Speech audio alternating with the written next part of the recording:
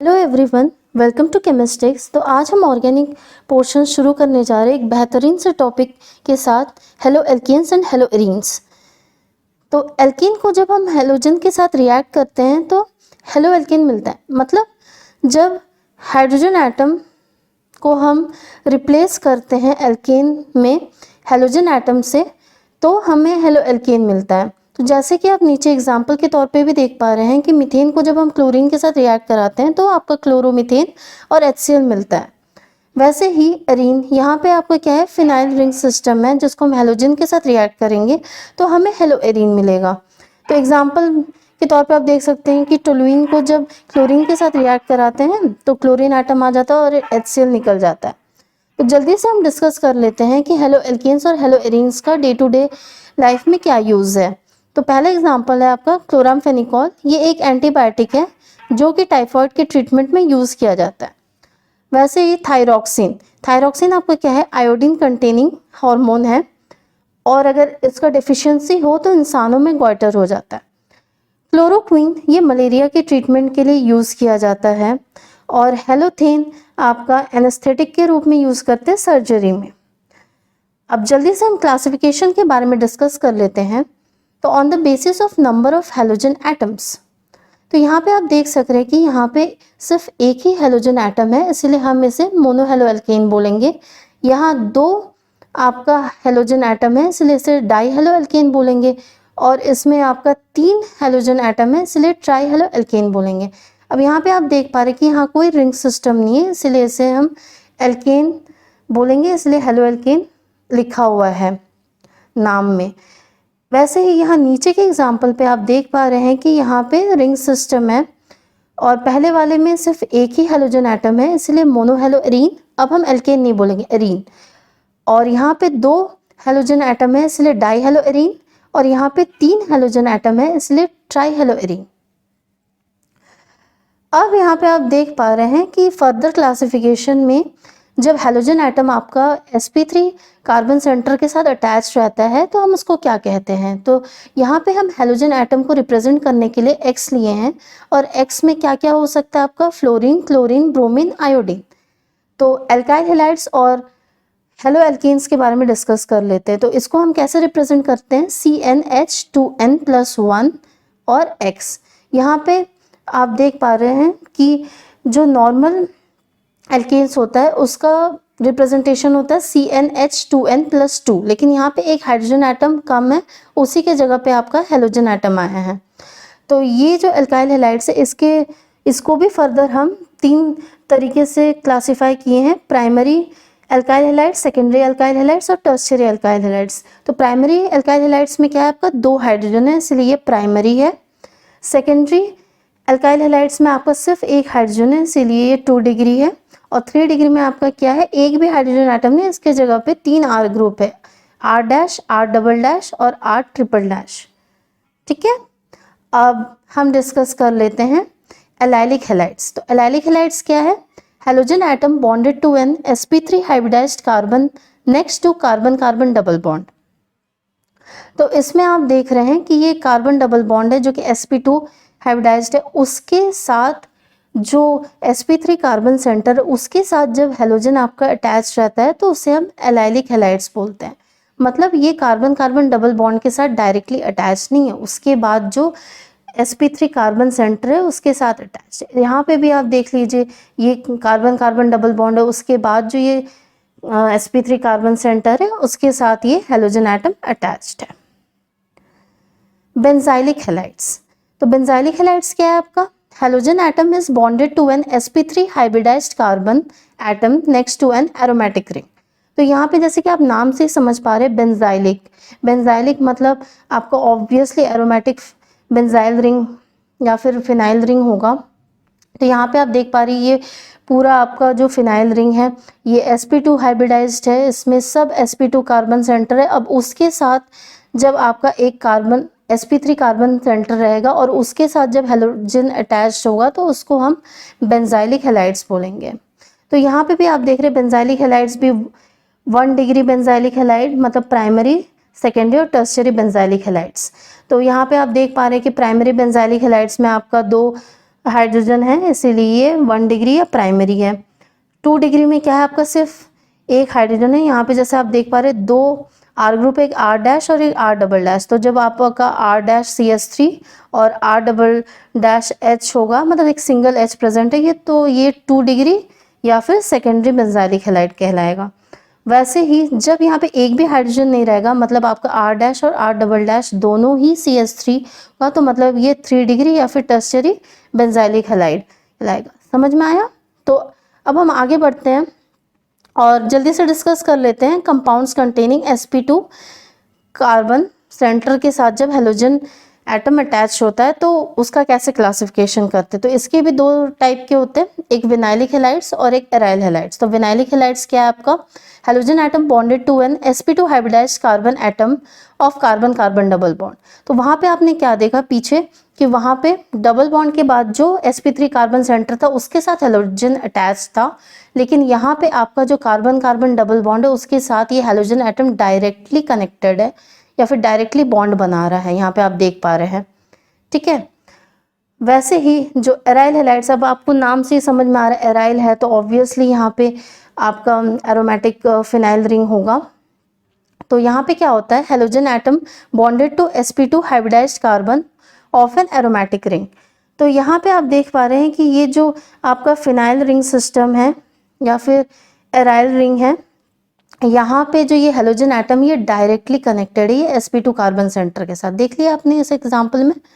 तो ये इस तरीके से हम जो आपके 4 तरह के हैलाइड्स है उसको क्लासिफाई कर सकते हैं। तो जल्दी से हम समरी देख लेते हैं कि कैसे हम कार्बन सेंटर के इस्तेमाल से क्लासिफाई कर सकते हैं sp3 कार्बन सेंटर वाला हैलाइड और sp2 कार्बन सेंटर वाला हैलाइड। तो sp3 कार्बन सेंटर वाले हैलाइड में क्या क्या है आपका, एलाइलिक और बेंजाइलिक है, और sp2 कार्बन हैलाइड्स में एराइल और विनाइलिक है। ठीक है, तो यहाँ पे आप देख रहे हैं कि एलाइलिक में क्या है, halogen atom attach to sp3 carbon next to carbon carbon double bond. Benzylic में क्या है, halogen atom attach to sp3 carbon next to carbon carbon double bond of benzylic ring.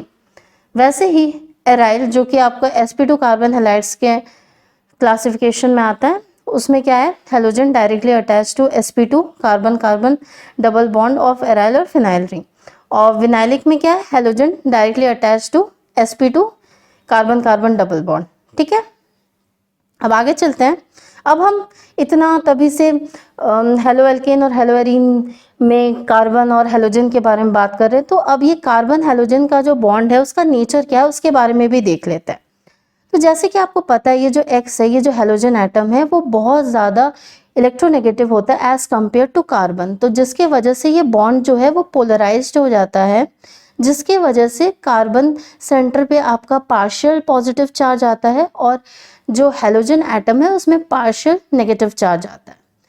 अब हम जैसे कि जानते हैं कि डाउन द ग्रुप हेलोजन का साइज बढ़ता है, तो साइज के तौर पे अगर हम देखें तो जितने भी कार्बन हेलोजन हैं उसमें से सबसे बड़ा बॉन्ड लेंथ आपका Ci में होता है, फिर कार्बन ब्रोमीन का होता है, फिर कार्बन क्लोरीन का होता है और फिर कार्बन और फ्लोरीन का होता है। तो ये हम बॉन्ड लेंथ देख रहे थे कि bond length carbon halogen bond में सबसे ज़्यादा किसका और सबसे कम किसका होता है।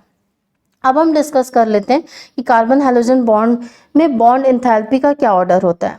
तो जैसे कि आप देख सक रहे हैं कि बॉन्ड एंथैल्पी और बॉन्ड लेंथ का इन्वर्स रिलेशनशिप होता है, क्योंकि जैसे कि आपको पता है कि डाउन द ग्रुप जितने भी हेलोजन होते हैं उनका साइज नीचे बढ़ता है। तो इसका मतलब आप समझ सकते हैं कि फ्लोरीन का साइज सबसे छोटा होता है और आयोडीन का साइज सबसे बड़ा होता है। तो जिसके वजह से क्लोरीन और फ्लोरीन का जो बॉन्ड लेंथ होता है वो कम होता है और बॉन्ड बहुत ज़्यादा स्ट्रॉन्ग होता है, इसीलिए कार्बन फ्लोरीन का जो बॉन्ड एंथैल्पी सबसे ज़्यादा होता है। वही आयोडीन का साइज सबसे ज़्यादा होता है और क्लोरीन का साइज कम होता है, तो इसीलिए उसका बॉन्ड लेंथ ज़्यादा होता है और बॉन्ड इतना स्ट्रॉन्ग नहीं होता है। इसीलिए कार्बन और आयोडीन का जो बॉन्ड एंथैल्पी होता है वो कंपैरेटिवली कम होता है, इसीलिए वो सबसे पीछे है। तो ये बॉन्ड ऑर्डर आपने देख लिया और आपको समझ में आ गया होगा कि बॉन्ड लेंथ और बॉन्ड एंथैल्पी कैसे वैरी करता है कार्बन हेलोजन बॉन्ड में। ठीक है, अब इसके आगे हम डिस्कस कर लेते हैं डाइपोल मोमेंट ऑर्डर। तो यहाँ पे आपको, जैसे कि आप ये ऑर्डर देख पा रहे हैं, तो यहाँ पे आपको एक एनोमलस बिहेवियर दिख रहा है कि अगर देखा जाए तो मतलब फ्लोरीन आगे होना चाहिए, क्लोरीन बाद में होना चाहिए, जैसे कि आप पीछे भी ऑर्डर देखते आ रहे हैं। लेकिन यहाँ पे एक एक्सपेरिमेंटली ये देखा गया है कि CCl का डाइपोल मोमेंट ज़्यादा होता है as compare to carbon fluorine. उसके बाद आपका कार्बन ब्रोमीन आता है और फिर कार्बन आयोडीन। ठीक है, तो यहाँ पे डाइपोल मोमेंट को हम म्यू से रिप्रेजेंट करते हैं और इसका फॉर्मूला होता है Q इंटू डी। Q यहाँ पे आपका चार्ज है और D यहाँ पे आपका डिस्टेंस है। तो डाइपोल मोमेंट का आपका यूनिट होता है डिबाई। ठीक है, तो यहाँ पे जो आपका डाइपोल मोमेंट है वो सिर्फ डिस्टेंस या फिर सिर्फ चार्ज पे डिपेंड नहीं करता, उन दोनों पे डिपेंड करता है। ठीक है, तो यहाँ पे हम ये कह सकते हैं कि क्लोरीन जो है वो लेस इलेक्ट्रोनेगेटिव है फ्लोरीन से, ये आपको बहुत अच्छी तरीके से पता है। But the longer bond in CCl compensates electronegativity difference. इसीलिए हम ये देख पाते हैं कि CCl का जो डाइपोल मोमेंट है वो फ्लोरीन से थोड़ा ज़्यादा होता है। मतलब यहाँ पे जो ये आपका बॉन्ड डिस्टेंस है वो आपका इलेक्ट्रोनेगेटिविटी ऑफ फ्लोरीन को कंपनसेट कर दे रहा है, इसीलिए इसका वैल्यू CF बॉन्ड के कंपैरिजन में थोड़ा ज़्यादा हो जाता है। तो ये ऑर्डर आप बहुत अच्छे से याद रखिए, ये बहुत इंपॉर्टेंट है। ठीक है, अब हम मेथड्स ऑफ प्रिपरेशन देख लेते हैं। तो सबसे पहला प्रिपरेशन है अल्कोहल से। तो अल्कोहल से कैसे हम हेलो एल्कीन्स या एल्काइल हैलाइड्स बनाते हैं। तो पहला आप देख पा रहे ROH प्लस HX, मतलब यहाँ पे आप कोई हेलोजन एसिड लिए और उसके साथ ZnCl2। अब यहाँ पे ZnCl2 आपका कैटलिस्ट है। 1 डिग्री एंड 2 डिग्री अल्कोहल्स का जब रिएक्शन कराते हैं तो यहाँ पे zinc chloride as a catalyst के तौर पे यूज़ किया जाता है। तो यहाँ पे आप देख पा रहे हैं कि आप पीछे भी पढ़े हैं कि यहाँ पे कोई भी एल्कीन मतलब वही एल्काइल ग्रुप हो सकता है और उसके साथ यहाँ पे आपका OH ग्रुप है। तो आपको पता है कि ऑक्सीजन ज़्यादा इलेक्ट्रोनेगेटिव है और ये थोड़ा कम इलेक्ट्रोनेगेटिव है जो R ग्रुप है, इसीलिए यहाँ पे ऑक्सीजन के पे आपका डेल्टा नेगेटिव चार्ज है और आपका जो एल्काइल ग्रुप उसमें डेल्टा पॉजिटिव चार्ज है। वैसे ही यहाँ पे HX बॉन्ड में भी आपको पता है हेलोजन ज़्यादा इलेक्ट्रोनेगेटिव है, तो यहाँ पे हेलोजन के ऊपर पार्शियल डेल्टा नेगेटिव चार्ज है और हाइड्रोजन पे आपका पार्शियल डेल्टा पॉजिटिव चार्ज है। तो आपको पता है कि बॉन्ड हमेशा डेल्टा पॉजिटिव और डेल्टा नेगेटिव के बीच में ही बनता है, तो यहाँ पे RX का बॉन्ड बनेगा और OH और H मिला के आपका वाटर H2O बना देगा।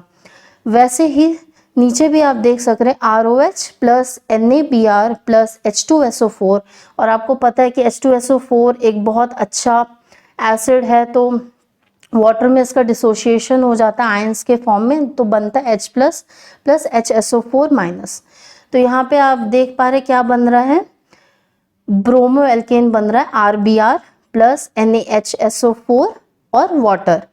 ठीक है, अब हम थोड़ा अल्कोहल्स के रिएक्टिविटी के बारे में बात कर लेते हैं कि वो हेलो एसिड्स के साथ मतलब 3 डिग्री 2 डिग्री 1 डिग्री में से सबसे ज़्यादा रिएक्टिविटी किसका है। तो सबसे ज़्यादा रिएक्टिविटी आपका 3 डिग्री अल्कोहल का है, फिर 2 डिग्री, फिर 1 डिग्री। ये ऑर्डर आप अच्छे से देख लीजिए और याद रखिए, हो सकता है एग्जाम में पूछा जाए। अब इसके आगे ये इंपॉर्टेंट है, इसको ध्यान से देखिए। ROH प्लस PX3, अब यहाँ पे X आपका क्लोरीन और ब्रोमीन का सिंथेसिस के बारे में बात कर रहे हैं, तो आपका क्या बनेगा RX प्लस H3PO3। तो यहाँ पे आप मैकेनिज्म देख सक रहे हैं। यहाँ पे आपको पता है कि ऑक्सीजन अपना इलेक्ट्रॉन आसानी से डोनेट कर सकता है, तो ऑक्सीजन आपका फॉस्फोरस एटम पे इलेक्ट्रॉन देगा, तो एक यहाँ पे आपका क्लोरीन एटम निकल जाएगा। और ये चीज़ अच्छे से याद रखिए कि ऑर्गेनिक में ऑक्सीजन और फॉस्फोरस का जो बॉन्ड होता है वो बहुत ही ज़्यादा अच्छा होता है, तो आपका आराम से ऑक्सीजन फॉस्फोरस बॉन्ड बन जाता है। तो यहाँ पे आप देख पा रहे हैं कि ऑक्सीजन सिर्फ 2 ही बॉन्ड बना सकता है, तो इसीलिए यहाँ पे अब ऑक्सीजन का 3 बॉन्ड बन गया, इसलिए यहाँ पे पॉजिटिव चार्ज आ गया। ठीक है, तो अब यहाँ पे जो Cl माइनस आयन है वो SN2 से रिएक्शन देगा और यहाँ पे जो ये बॉन्ड टूटेगा तो आप देख सक रहे हैं कि आपका क्लोरो एल्केन बन गया और ये वाला जो साइड प्रोडक्ट है ये निकल गया। अब फर्दर ये फिर से रिएक्शन देगा, इसीलिए यहाँ पे आप देख सक रहे हैं कि 3ROH और 3RX बन रहा है। मतलब 3 बार ये रिएक्शन दे के लास्ट में ये जो आप ऊपर में प्रोडक्ट देख रहे हैं ये लास्ट में जाके बनता है। तो इस मैकेनिज्म को आप देख सकते हैं।